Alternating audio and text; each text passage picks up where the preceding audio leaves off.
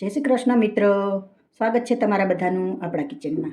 આજે આપણે તદ્દન નવી રીતે અને ટેસ્ટી એવો રોટલો બનાવશું લસણવાળો. તો મેં 5 થી 6 રોટલા ઘડેલા છે, કલાક પહેલાં ઘડેલા છે મેં, અને આ બાઉલ એક લસણ લીધેલું છે. તો હવે આપણે આ રોટલાનો ભૂકો કરી લેશું. તમે હાથથી પણ કરી શકો, હું મિક્સરમાં કરું છું. તૈયાર છે આપણો રોટલાનો ભૂકો. એટલે આવી રીતે આમ રાખવાનો છે, બહુ ઝીણોય નહીં કરવાનો, બહુ જાડોય નહીં રાખવાનો. હવે આપણે વઘાર મારી લેશું. વઘાર માટે આપણે તેલ મૂકી દઈશું. 2 ચમચા જેટલું લઈ લેશું. હું ઘીને 2 મિક્સ કરું છું, એટલે ઘી પણ લઉં છું. તેલ આપણું આવી જાય એટલે આપણે લસણનો વઘાર મારી દઈશું.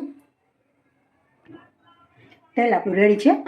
હવે આપણે હિંગ મૂકી લસણનો વઘાર મારી લેશું.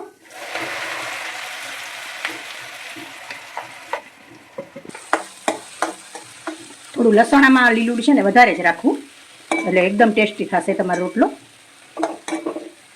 એટલે થોડું સાતળવા દેવું. લસણ આપણું સતળાઈ ગયું છે. હવે મસાલા આપણે એક કરી દઈશું. ગેસ થોડો ધીમો રાખી દેવો.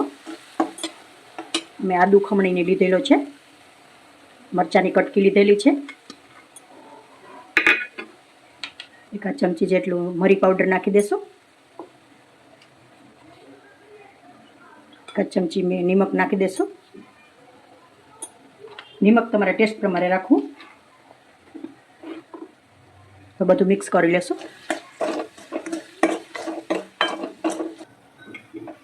બધું સારી રીતે મિક્સ થઈ ગયું છે મસાલા આપણે. હવે આપણે રોટલો આમાં એડ કરી દઈશું.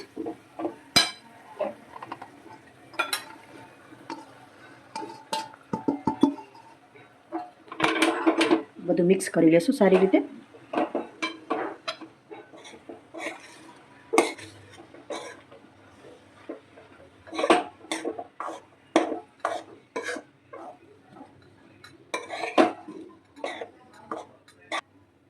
તો તૈયાર છે આપણો લસણવાળો રોટલો. આ સવારે તમે ફટાફટ નાસ્તામાં પણ બનાવી શકો છો, અને આમે હેલ્ધી.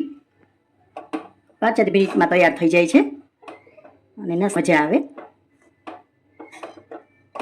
જો તમને મારો આ વિડીયો પસંદ આવતો હોય તો લાઈક, કોમેન્ટ ને શેર કરશો તમારા મિત્રોને. હવે આપણે શરૂ કરી લેશું. તૈયાર છે આપણો લસણીયો રોટલો. તમને કેવો લાગ્યો તો મને કોમેન્ટમાં જરૂર કહેશો.